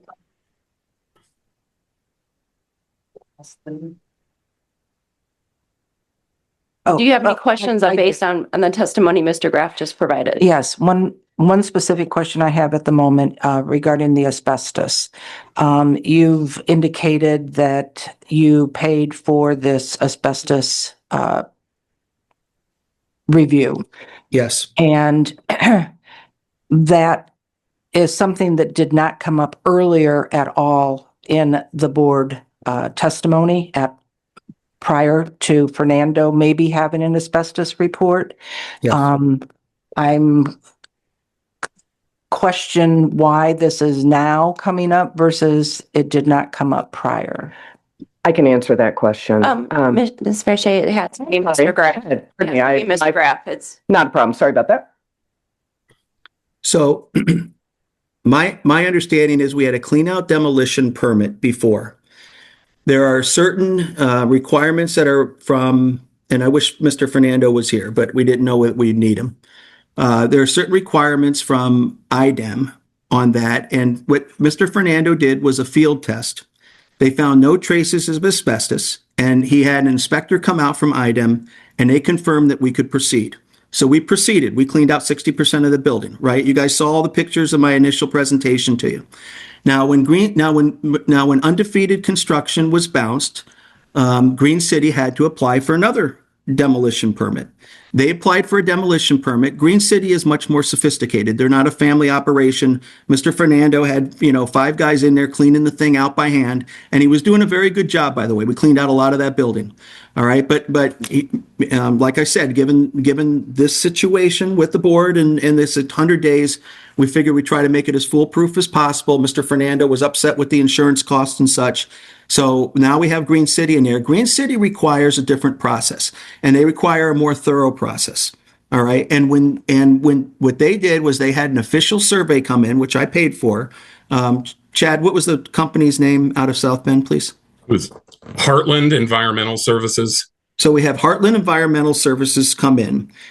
We had Mr. Fernando ask IDEM, and I don't have the contact that he asked, but we were hoping to transfer his survey so that Green Demolition or Green City Demolition could use it because it's required also in the permit that they have, right? Chad, the permit says that you either have to have a survey and or a mitigation plan. What Mr. Fernando provided was a mitigation plan and it was accepted. The permit was accepted. What Green City wanted to do was say, hey, let's just make sure everything is bulletproof. And we know it's only a 3-week job, but let's make sure that, we don't get an inspector here from, IDEM or whatever. And since we don't, they don't operate in Michigan City. So I said, fine, let's go ahead and do it. Whatever gets us to the goal. So then Heartland came in, Chad drove up from Cincinnati with Heartland. They did the survey. They found traces. If you read the report, they found traces of asbestos in transite panels. All right. In one specific area in the back of the building. Even so, all right, we have a whole mitigation plan where it's going to be an extra $15,000 now for me to bag that stuff up and send it to a special dump for asbestos, which, frankly is a scam, but it is what it is. I'm going to do it and we'll do it all by the book and everything done. And I've spent that money and and it's required for the permit. So now Chad has what he wants for the permit. They've submitted, as far as I understand, everything that they need. And Wendy, again, in my disappointment, you have promised these guys that you would be there and be, absolutely Does the communicative. board have any other And the questions of Mr. Graff? Well, and I apologize. So I'll just finish that out. So now they've submitted the new application for the permit for the clean out demolition, which we still don't have with the survey that I paid for the asbestos mitigation. Chad, is there anything to add? Does the board, one second. Mr. Graff, I have a follow-up question, please. Yes.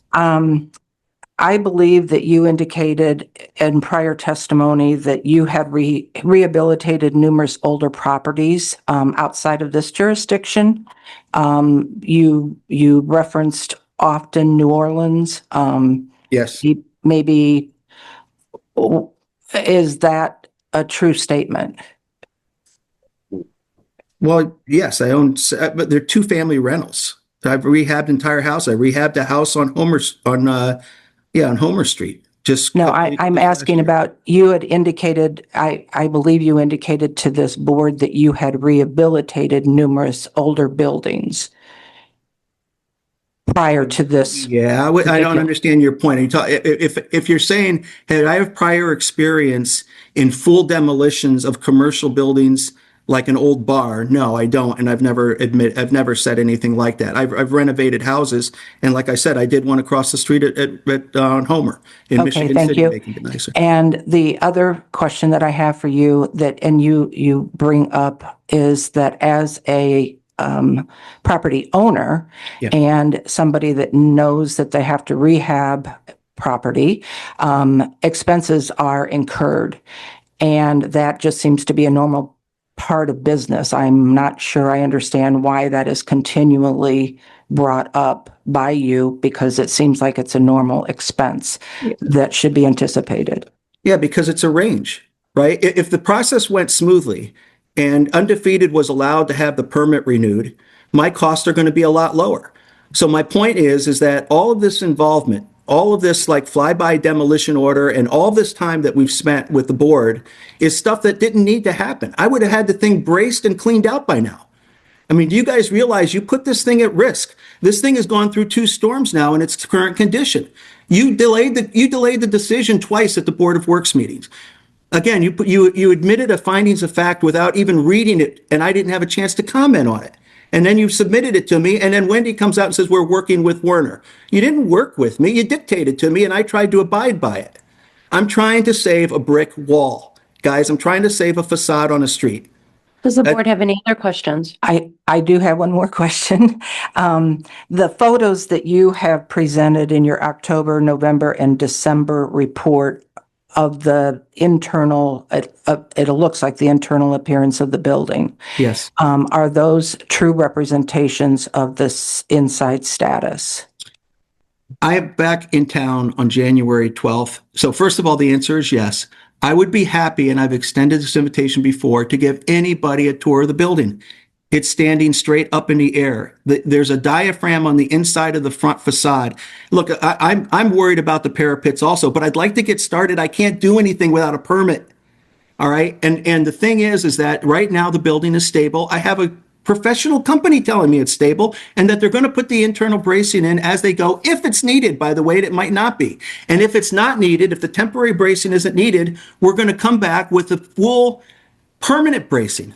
And I've already got John Vody online. I've got Jeff Wright lined up. I've got the asbestos survey, other I've got the questions container from the board? companies and everything else going. The question, the last follow-up question on this particular matter is, in those photos, there is a garage door in the front of the building. Yes, ma'am. Is that correct? There is a garage door in the front of the building. Would you like the history on that? No. Okay. Okay. Any other additional questions? Okay. Mr. Graff, you can call your next witness. I'd like the folks from Green City Demolition, if you don't mind, to give their professional and thorough assessment of what they've seen over 2 trips, drone footage, years of experience, and now an asbestos survey on how we were going to go forward, assuming that we can get more time. And sir, what is your full name again? My name's Chad Woolery with Green City Demolition.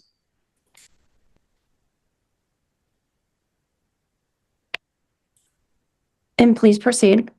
Sure. So our method of demolition, which I submitted on the 29th, refers to us removing the roof. We're going to be using an articulated man lift that can go far above and beyond the facade, come back down to make sure that our employees are staying safe.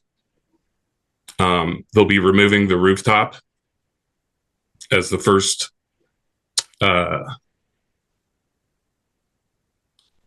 thing we're going to be doing inside that building, which as we remove that rooftop, starting at the front where the sides of the facade, we'll be able to assess just how necessary shoring may be or may not be. Now, I want to clarify, I'm not a structural engineer. However, I've got 25 years in the business. I've seen plenty of buildings that give me quite a lot of pause. I would never have entered his building to do any inspections without having looked at it, given my own professional opinion that it was safe to enter. There's definitely parts that are not, but that's not necessary. That's not because I felt like the facade needed shoring whatsoever. There's parts of flooring that we're obviously not going to get underneath. So that's why this is kind of a top-down process, right? Is we get the roof off. That's going to let us know what that front facade is doing, right? Because that might be holding up part of that facade. Yeah, but it's also going to be relieving pressure that snow loads, that wind loads could affect moving forward. So it was of our professional opinion that it would be a slow removal of the roof and soft debris, an assessment of the facade as we went along. It behooves us to do that because the less things that are, blockading our entry in a specific manner and just having full access, it makes our job easier. However, I'm not in the business of putting any of my guys in danger. And I think that's been clear about the way that, we've demanded Heartland has to do, an asbestos inspection. That's part of keeping our guys safe. And I also want to keep the public safe. And we talked back, someone mentioned something about the lane closure on the 2-lane street. Well, that's part of that as well, right? The dumpster is going to be in the parking lane. And just out of an abundance of caution, we want to close down that other lane so that people aren't driving right by where we're going to be dumping debris into the dumpster, where we may have people 4 or 5 foot away from a moving traffic lane. So I want to stress that that's our first and foremost concern, is worker and public safety. Okay.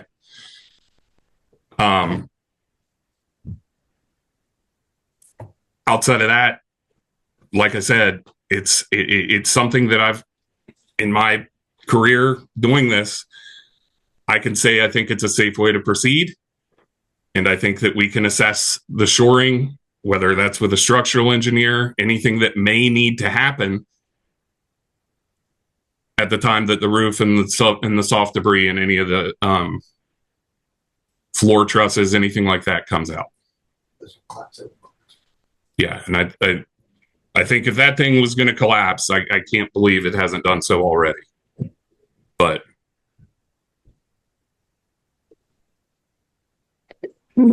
Are you done, sir? unless you have any questions for me. Mr. Graff, do you have any further questions of your witness? No, I mean, you got a guy that does it for a living. He's made 2 inspections.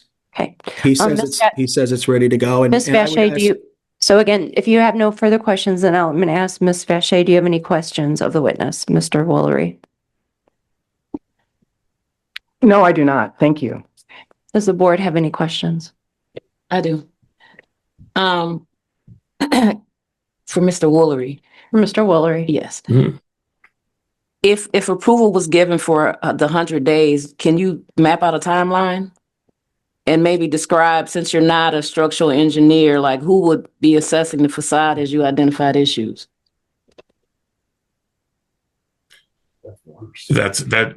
The engineer part of that would fall on Warner to provide the structural engineer on that. We met with this. Yeah, and we have met with his structural guy. I haven't met him out there in person, but we've met multiple times talking over the phone. And that's me mainly about, go ahead. I'm sorry, does the board have any other questions of Mr. Woolery? Sorry. Do you want to ask it one more time? Yes, please. And if the 100-day extension is provided, can you give kind of a timeline of what would happen within that 100 days? Sure. Yeah. I mean, a lot of this is weather permitting, right? Like, we don't want additional challenges. Like, say you get 6 inches of snow and it's sitting on top of the roof where we're going to be working. That's going to put a hindrance on us. However, if it's clear, like this week, like next week looks like it's supposed to be, I think we can fly through this thing and get it done quickly. We're prepared. I mean, I was prepared to come down should that permit have gotten issued for January 5th. I'm prepared to be down there next week. All of it is very weather dependent, and then it's also structural dependent. Any further questions from the board? Hearing none. Mr. Graff, do you have any additional witnesses? I just wanted to give Dan an opportunity since Dan came up and viewed the property. Personally, Dan is the president of Green City in Cincinnati. Dan, can you come to the speaker? Sure. Let me swear you in under oath. Do you solemnly swear and affirm under the pains and penalties of perjury? Can you please raise your right hand? Let me start over. Do you solemnly swear and affirm under the pains and penalties of perjury that the testimony you're about to give will be the truth? It is. Thank you, sir. Again, can you please state your name for the record? Dan Thomas, President of Green City Demolition. Okay. And Mr. Graff, go ahead and ask your witness any questions. Dan, you've been in this business for how long, just for context? Almost 30 years now. And you came out personally as the president of this company to view this building to make sure that it was salvageable and it was something that you would want a contract to do. Is that correct? I did. Yes. And we did that with Eric, the estimator. And that's correct. He's got about 40 years of experience. Right. And then bringing in Tom as a professional investment from their company. He's the guy that handles all permitting process, correct, with municipalities. So this is the kind of firepower that we didn't have with Fernando, whereas Fernando was just putting his back into it and getting it cleaned out, right? But now with all the the 100 days and the reports and everything else, we're investing all this other, and still the building was sound enough that you wanted to take the job on, correct? That is correct. All right. The process changed Fernando was cleaning it out from the back towards the front, and he's already cleaned out about 60% of the building. Would you agree with that assessment? Yes, All right, so we got 40% left, including the diaphragm up top, which we purposely left for stability. And you think the project can be done safely? I do. You think the project can be done within 100 days? Absolutely.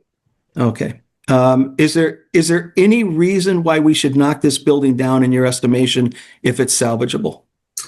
No, we save a lot of buildings here in Cincinnati. We've got an enormous amount of buildings here that we've kept the facades on for repurposing. Okay. Is there anything else that you'd want to add that, I mean, the life of the building is in the balance here with these guys. So is there anything else that you want to add based on your observations? I would just make it clear that, what we're going to be removing is the roof and floor structures. No structural bearing walls will be removed. The building is held up by four corners and it's still standing. That internal diaphragm, which is connected to, that's what's holding that structure. And we're not touching any of that. We're coming in, getting basically what you call the soft debris out. And that would include the roof. And if you need, as you go, as you clean it out, because you can't do it now with the soft debris in there, if you need to put temporary bracing in there, are you prepared to do it? Yeah, our temporary bracing would be to secure, like, say, the first floor and the roof up at the front. We don't want to just collapse that whole thing on the inside and bring it down. So we're going to supply the shoring to support those pieces as we cut them down, so that way it doesn't hinge or fall or break in a way that would disturb the exterior facade. Now, I have to go get a construction permit for the bracing since it was under Fernando before. Given our luck in getting permits, I don't know what the timing on that'll be, but are you in a position where you would leave that temporary bracing up for as long as it needs until we get the construction permits and the fabrication for the permanent bracing? Yes, but our bracing will be more for our own work. So as we're taking pieces down, it would have been braced underneath the pieces that were failing. So that way they don't just fall and collapse. There would be no sense in us trying to temporarily brace a exterior wall that we're not even touching where it's not collapsing.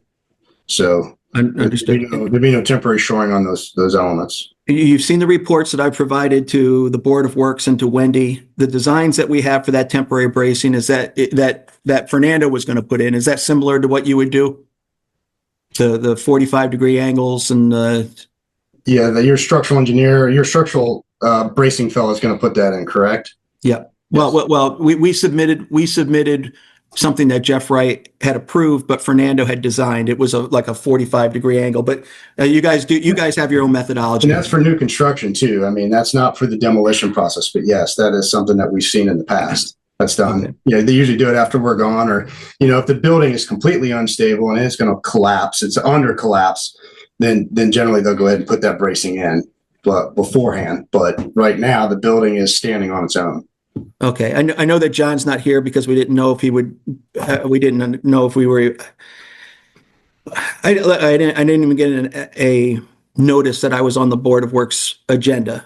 So luckily we're all on the call here, but Mr. Graff, do you have any other information? Yeah. So John Voddie's not here, but he would be relevant because he could give you an idea of how quick the internal fabrication could happen for the permanent bracing, which is within with regard to Mr. Thomas, are you complete with your questions?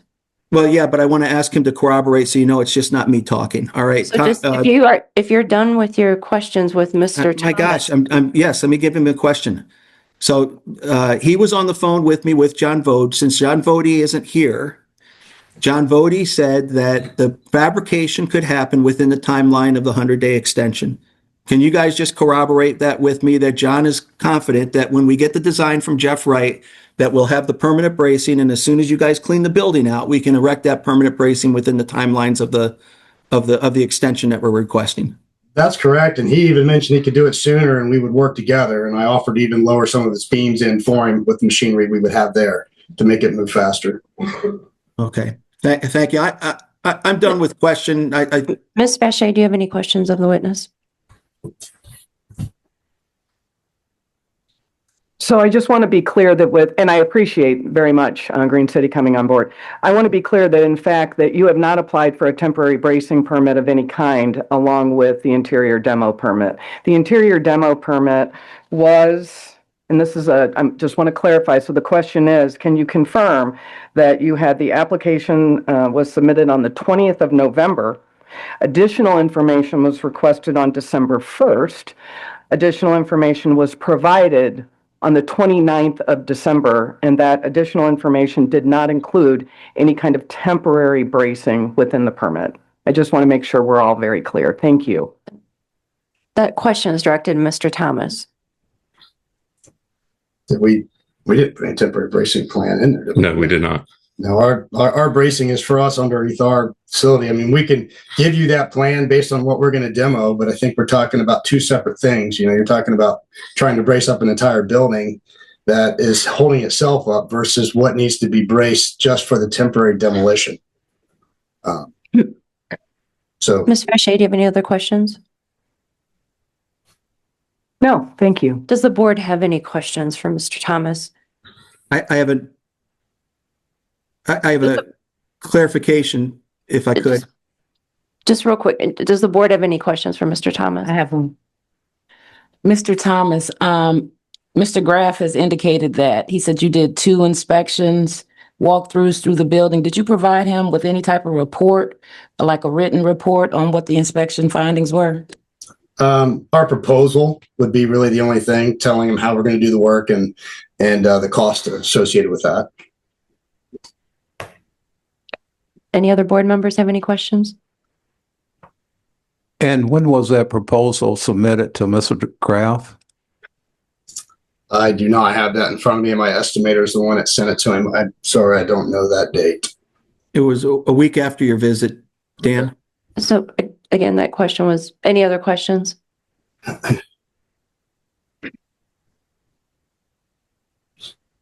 Hearing none. Mr. Graff, do you have any other witnesses? No, but just a clarification on the support, if I could, the bracing. Please. Green City Demolition did not indicate and did not put into their proposal that they would have temporary bracing because in their opinion, and at this point, until they clean more of it out, they felt the building was stable. They felt the building was stable enough that they may not have to put temporary bracing in. If they do have to put temporary bracing in, they will as part of the demolition safety process. The permanent bracing requires an engineer's design. That is an $8,000 to $9,000 bill. There is no reason for me to engage with Jeff Wright to put that design together unless I can get this extension. That's the position you guys have put me in. I have no permits. I have no extension. I've had 2 snowstorms. I've had a swap out of a contractor, all in good faith, on a building that's stable and has no report from the city saying that it's unstable. I cannot and I will not spend another $10,000 if I don't have an answer from you guys that you'll give me a chance to save the building. It doesn't make any sense to do that. Now, once you give me this 100-day extension, I will contract with Jeff Wright. He will provide for the permit a permanent bracing solution, which includes, by the way, a floor plan. That permanent bracing solution, once the permit is gotten, because I'm not going to contract for the fabrication until I get a permit from Wendy. Once I get a permit from Wendy that the construction can go forward, then I'll contract with the fabricator, John Vody, to get that fabrication done. It can be done within weeks, is what we've confirmed, and then we have to have a contractor put it together. It might be undefeated because they've done this before. It's more in their wheelhouse. All of the contractors that will put the bracing together will fall under the insurance umbrella of John Vody and his company. And if we don't use Fernando, we'll use John's folks, but they're more expensive. I don't want to spend money if I don't have to. That shouldn't be a surprise to anybody. As long as we can get the job done, make sure that it's stable enough for you guys to be satisfied and make this nonsense go away so I can save this building and the facade of it.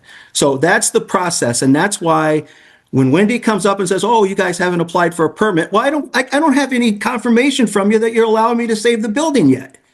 There's a sequence to this unless you just want me to piss money away.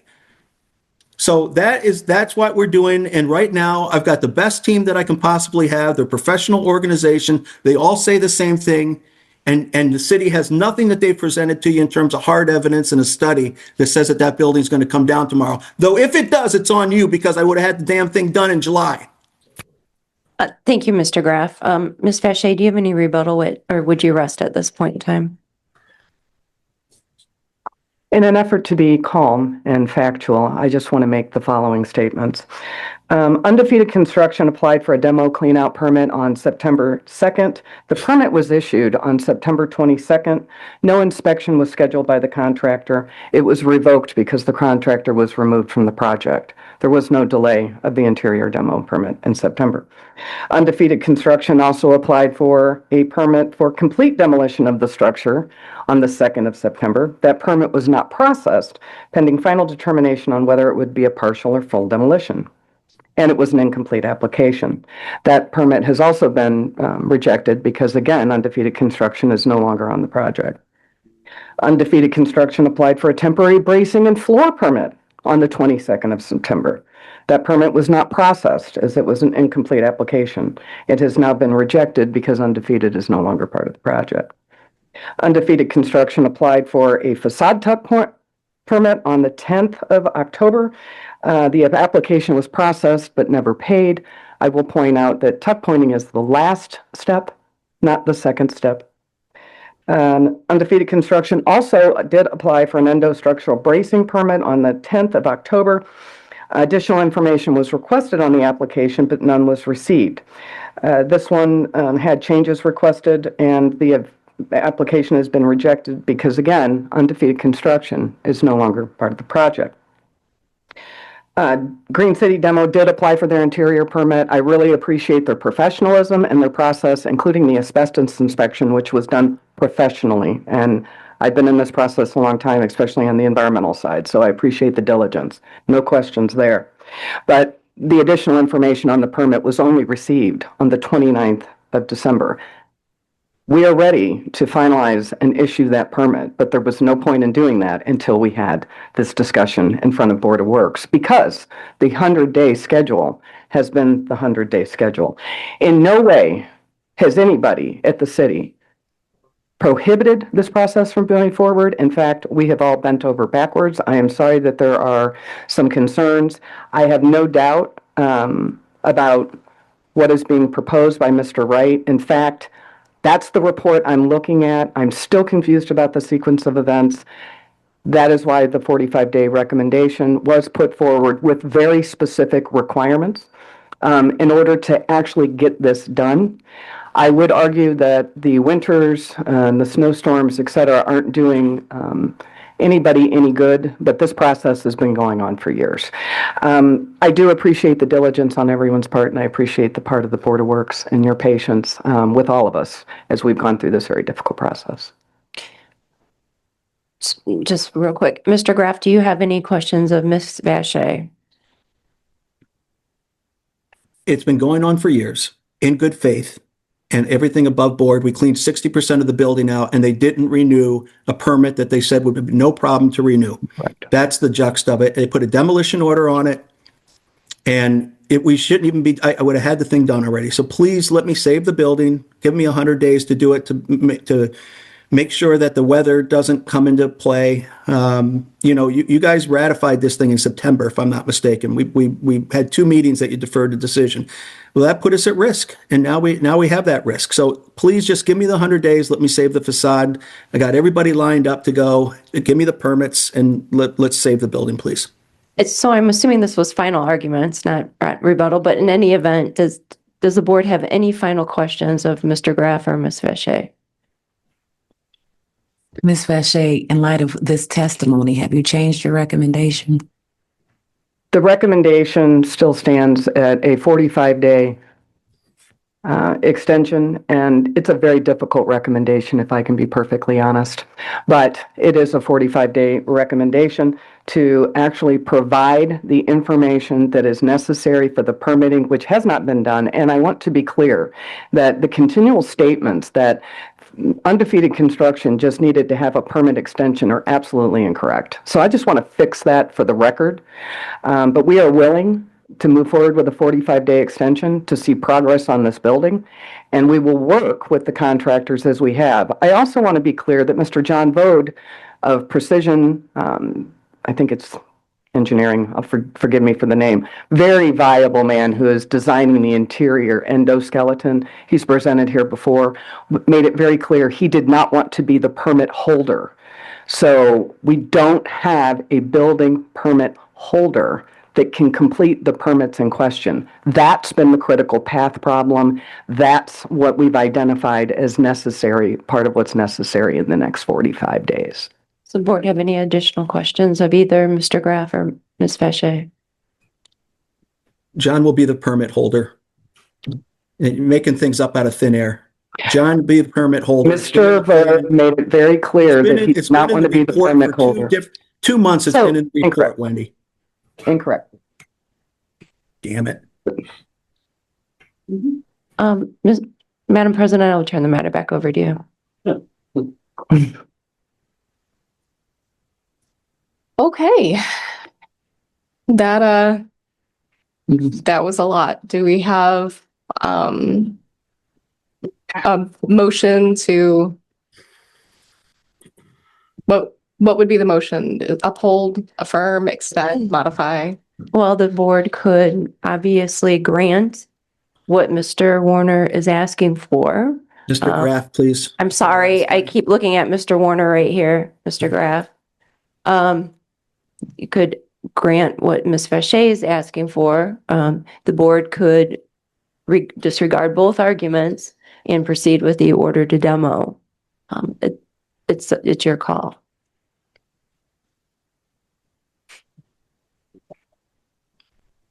Does anybody want to make a motion, or are you going to make? I'll make a motion. We grant 45-day extension.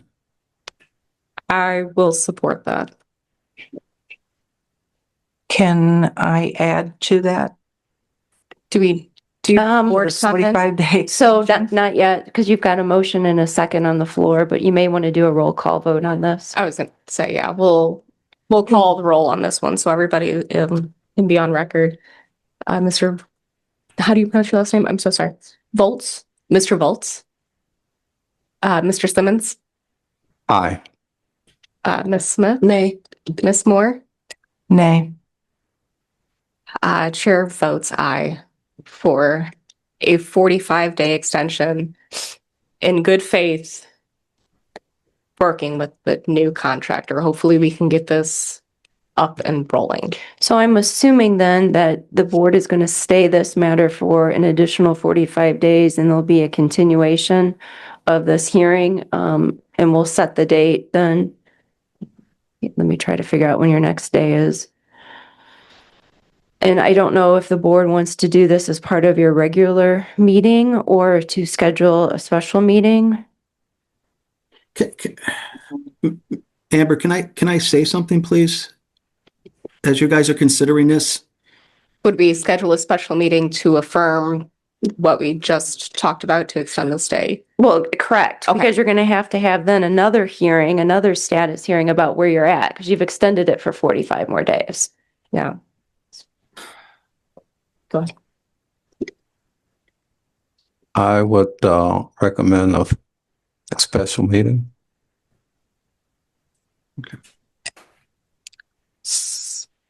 So the 45 days is on February 19th of 2026. That's when the 45 days is up. May I say something, Amber? Just 1 second, sorry. I need the board's consideration on this, please. That would be the March 2nd meeting then, because that has an extra week in there.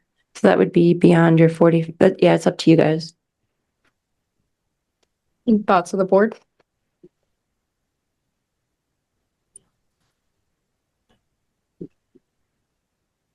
All right, we can hold a special meeting on, said March 2nd.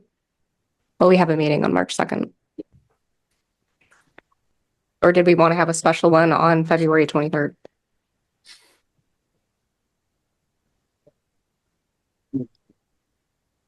It's after the 45 days. 45 days is the 19th? Correct.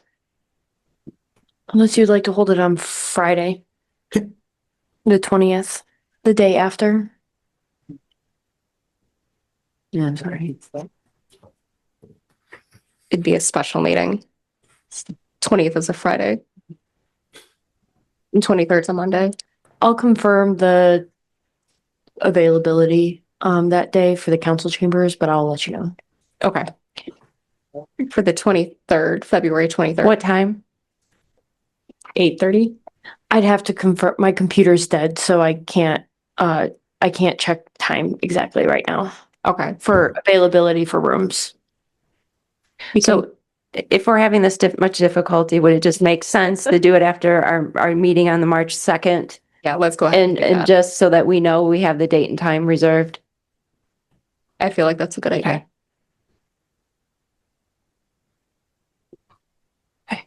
And Madam President, since the floor is on you, I know Mr. Graff wanted to say something, so I don't know if you want to give him additional time to speak. Go ahead, Mr. Graff. I feel like we've heard you, but I would like for you to give the opportunity to be heard. So thank you, and I appreciate you letting me vent a little bit, but the 45 days is imprudent. If it gets delayed at all by weather, right, then here's the position that you're putting me in that I don't think you fully realize. These guys are going to start the internal demolition. Once I get the permit, I can get I'm going to spend money on an engineering report. That engineering report, if this thing is delayed at all, we're not going to be able to get the permanent bracing up internally. And I can't spend, 40, 50 grand on internal bracing, not knowing if you're going to extend it past the 45 days if we get into a weather problem. I don't, it's such an imprudent recommendation. I don't understand why it's taken as gospel from Wendy for 45 days when I need more. We're in the middle of winter now. I mean, you're asking me to, on faith, spend even more money after a meeting like this. Because I don't know after the demolition whether you're going to come back and say, oh, you know what, they cleaned it out and all that's great, but it's only temporary bracing. He didn't meet the 45-day requirement, and now we're going to put the demolition order on. And I'm out so much more money for what? So that's the position you guys are putting me in. I really am begging you, if you want to save the building, give me enough time to do it now. You've been through the last 100 days. It's not like there's been no movement. Right? We've had issues with the weather. We've had no issues with the stability of the building whatsoever. Give me the right time so that we can do this, and I don't have to bet on the come and just rely on your better angels when I'm putting so much financial investment into the thing. So noted. Thank you. Thank you. All right. I will open this up for board comment. Do we have any board comments? If not, I have one. I don't have one. I'm assuming you're closing the hearing Yeah, then. sorry. Is the hearing closed now? Yes, the hearing is closed.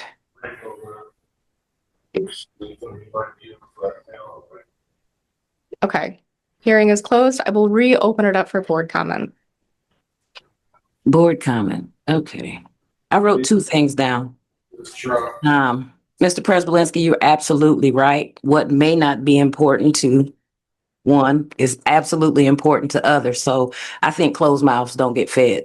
So we should go talk to the senator or whoever we can, at least to still be heard. Even if they don't make us a priority, our voice is still being put out there. I also think, I said it before, you can get more flies with honey than you can with vinegar. So when we have people come here asking the board for things and wanting us to hear them out, and it's full of vinegar, it's kind of hard to grant people what they want. I would just say that I appreciate Wendy's time. I'm sorry, Director Vache, and the planning department, DeMarcus, all of the time you guys have had to spend working for this one particular structure. And it's kind of funny, the audacity that people tend to have when they feel like they should just be granted whatever they want, regardless whether they bring a legitimate contractor or turn in a fraudulent COI or, don't meet any of the pinpoint, any of the goals that were set forth in the plan, and then hold us responsible for it. So, thank you.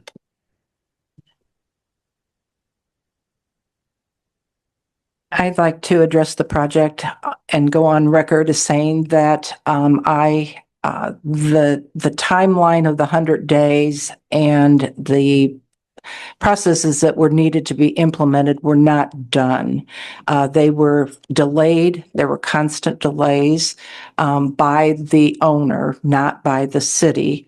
And that still concerns me greatly. I know that this 45-day window is being extended, but I have reservations on Mr. Graff's ability to complete the necessary requirements. Thank you. I also would like to go on record and state that that 45 days was granted reluctantly.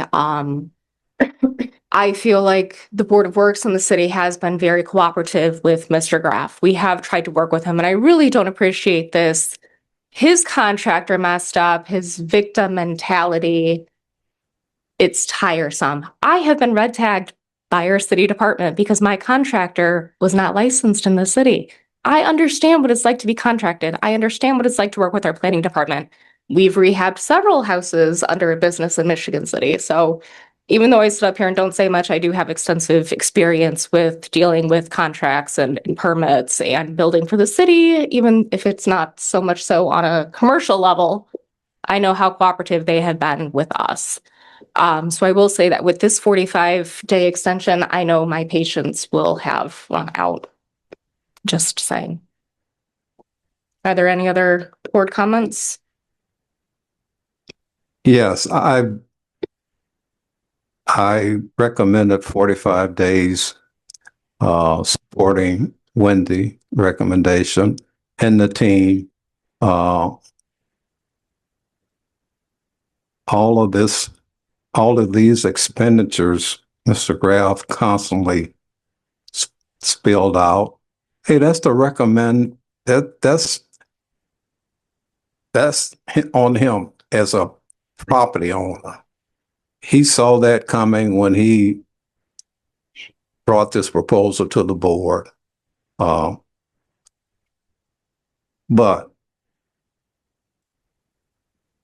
I still stand by the 45-day recommendation for Wendy and the team. I know we're trying to take a deep breath, work with Mr. Graff, and excuse his comments and nasty attitude. So I was. Any other board comments? Do you have a motion to adjourn? Motion to adjourn. And support. All in favor? Aye. Aye.